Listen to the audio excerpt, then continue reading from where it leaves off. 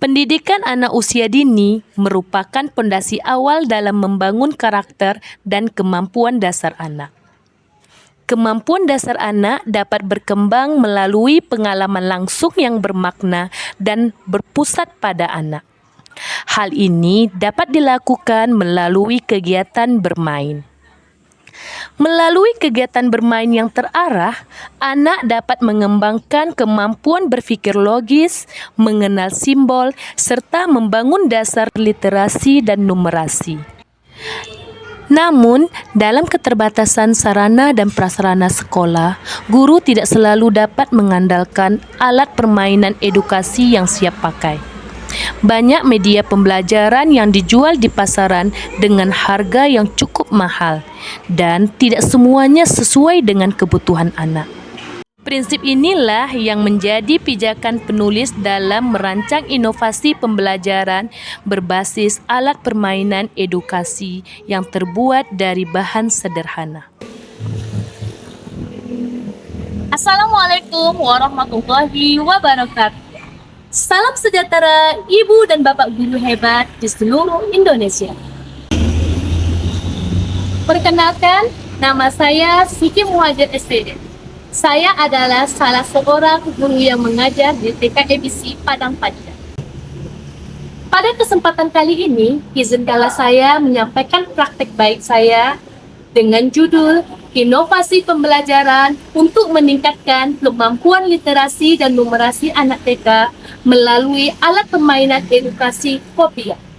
Kopiah adalah akronim dari Kotak Pintar, Angka, dan Huruf. Kopiah merupakan alat permainan edukasi yang saya rancang untuk meningkatkan kemampuan literasi dan numerasi dasar anak.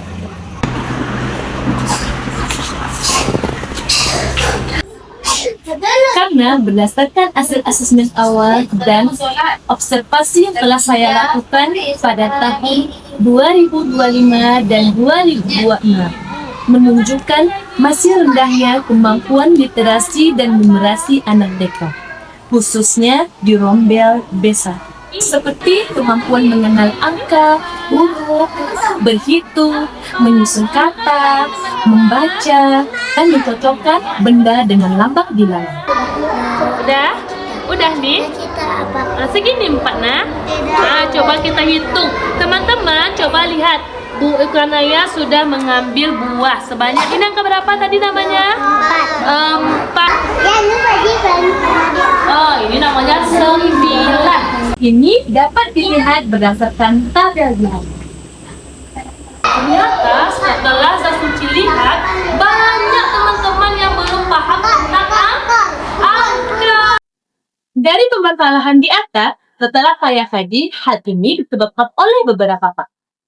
Yang pertama, kurangnya stimulasi pengenalan angka dan huruf. Yang kedua, proses pembelajaran yang monoton dan kurang efektif. Yang ketiga, kurang menariknya media pembelajaran yang digunakan. Karena biasanya guru menggunakan kartu angka dan huruf. Dari faktor-faktor penyebab permasalahan di atas, timbullah ide untuk merancang inovasi pembelajaran. Ketika saya mulai merancang pembelajaran dengan memanfaatkan bahan bekas yang ada di sekitar sekolah, tidak semuanya berjalan dengan mudah. Adapun tantangan yang saya hadapi, yang pertama, keterbatasan pengetahuan dan pengalaman.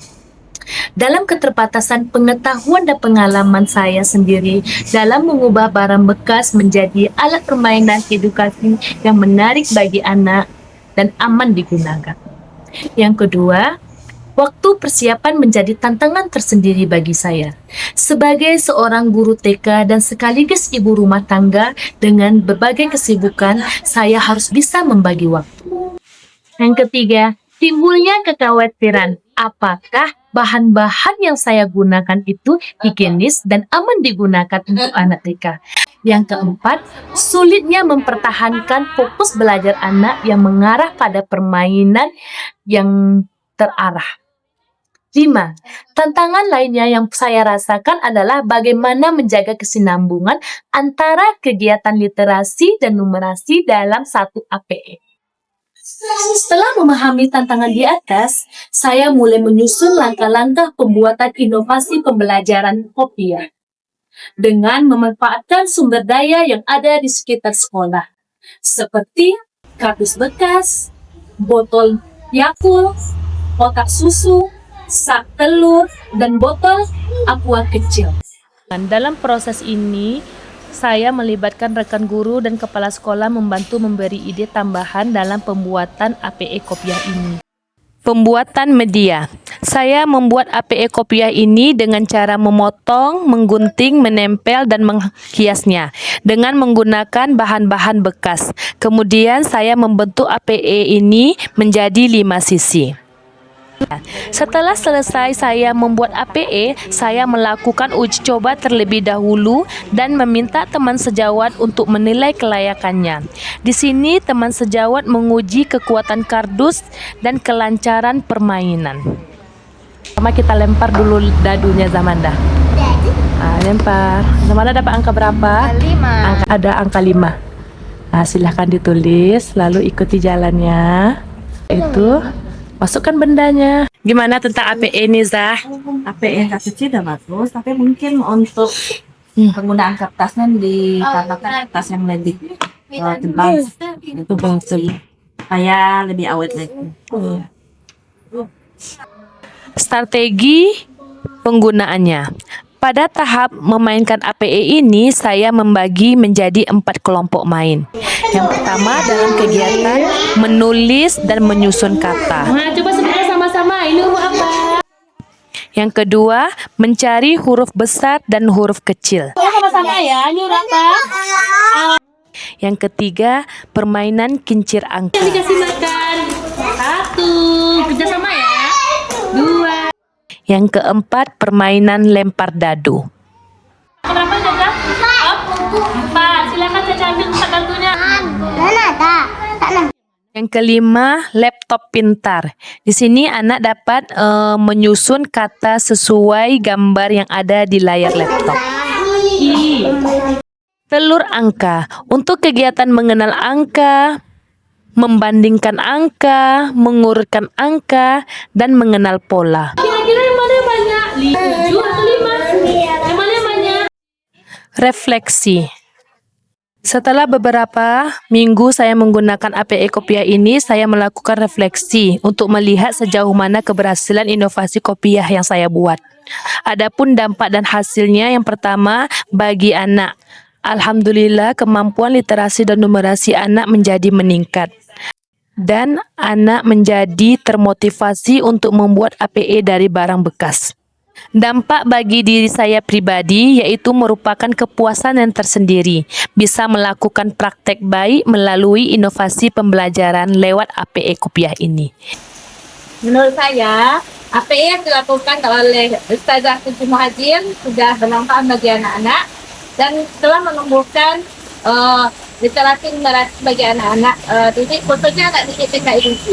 Dan alhamdulillahnya APE ini sudah dilakukan oleh negeri dan mendapatkan semangat belajar bagi anak-anak dan menumbuhkan kreativitas pelajar.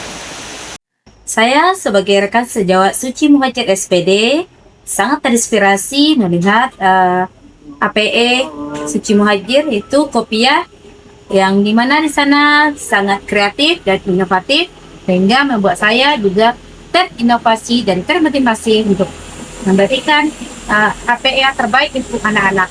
Dan dengan adanya APE ini, anak-anak lebih cepat menghafal angka dan huruf, bisa juga menambah kreativitasnya dalam mengelola barang-barang kebaikannya seperti. Pembelajaran berharga yang dapat saya ambil dari praktik baik ini adalah inovasi tidak harus mahal. Yang terpenting adalah bagaimana kita memanfaatkan potensi dari hal-hal kecil yang ada di sekitar kita.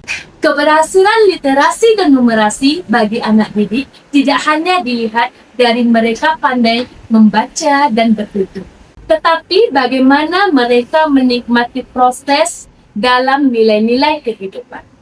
Salam guru hebat di seluruh Indonesia. Semakin kreatif, semakin inovatif. Assalamualaikum.